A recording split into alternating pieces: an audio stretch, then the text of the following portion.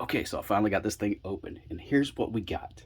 Okay, you guys can see there's a little bit of rust on it. It's not in perfect shape by any means, but it's got a darn big scope on it. For the size anyway. I think it's not a real big scope, but it's big for the size of the gun, right? This thing, definitely a little 22, as you guys can tell by the bolt and everything, the little bitty area, ejection port area.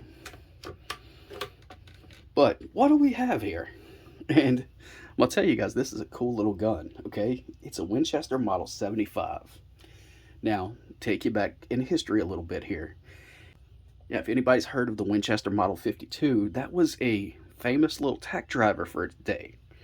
It was competition gun everybody pretty much wanted. And that's what it was. It was competition 22.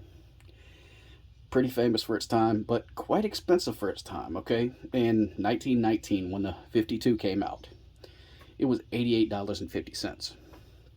Okay? Adjusting for inflation, of course, that would be $1,200, $1,300 today. So yeah, it was definitely a pricey little gun. Well, in 1919, the 52 comes out. This guy here, it takes a little while longer for it to come out. In fact, there's some other models in between and everything. But this baby, it comes out in 1938. Okay, a little bit, World War II is about to kick off and everything.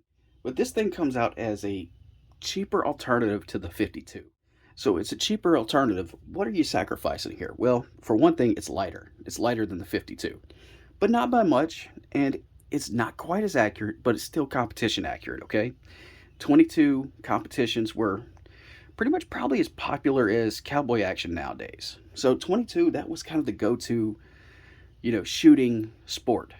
And well, this was a way to get people in it that didn't quite have the money to spend on a 52 or anything like that. A cheaper alternative to the people who couldn't spend quite as much.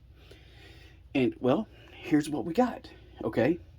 Again, we got a big Simmons scope on it. Let's see what this thing is. It's the Pro Hunter. It's the 6 to 18 by 40. So definitely a big scope. You got to see out there. See what you shoot at. What competition.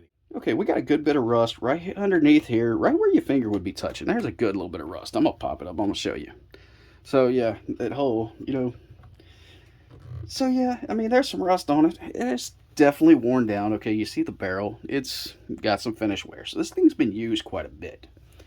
And you see, we don't have a rear sight on it because I'm not sure, but one of these two spots, I figure right here probably had the rear sight, and well, it got changed out for the scope mounts.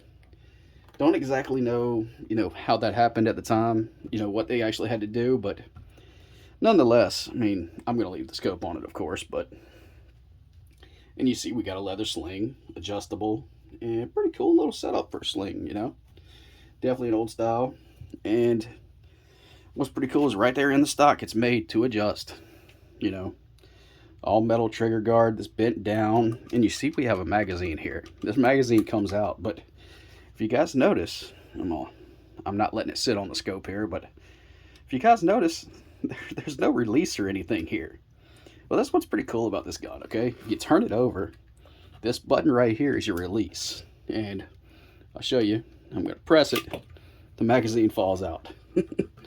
Pretty cool little setup. I always like that about these guns. Now, these things came in two different magazine configurations. You had the 5-round, which is what this is, or the 10-round. I'm going to say good luck on finding a different magazine for this thing, so I'm probably just going to be shooting 5-rounders out of it. But nonetheless, came with one magazine, so I guess I'm lucky for that. There is something wrong with this gun. I'm not exactly sure yet. I think it's something with the safety. If I remember correctly, yeah, the safety feels a little hard. I don't want to dry fire this thing right now, but nonetheless, there's something wrong with it. So I'm going to take it down. I'm going to fix it.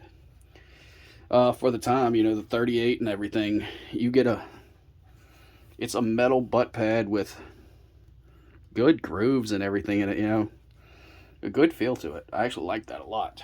This is not a light gun by any means. Now, these babies here had a 20-year run from 1938 to 1958. That was their production.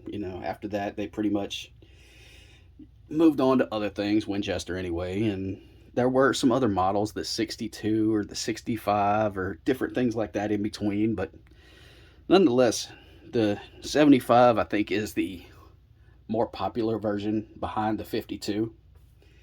And I actually always wanted to have me one, so it's cool to finally have one. This thing, I mean, yeah, it's definitely rusted. You can see on the trigger, I mean, it's been used. There's no doubt about that. Now, these things came in 2 different barrel configurations over the years. You had a 28-inch barrel, which was your target. That's what this is. And you had your sport, which dropped the barrel back to 24 inches. Now, this one, of course, you see the barrel, no threads, nothing like that, because that wasn't popular at the time. Let's just check this barrel out, okay? Man, there's some rust right here, and I don't really see much of a crown. Kind of worries me a little bit about the accuracy of it nowadays, but nonetheless, I mean, I bought it for the nostalgia either way, so it doesn't really matter. But here we are, guys, the Winchester Model 75, and we're definitely going to take this thing out and see what kind of accuracy we can get out of it. And especially with the big old scope on here, I think I'm going to be able to see out a good little ways. So anyway, thanks for watching, everyone. Hope you enjoyed.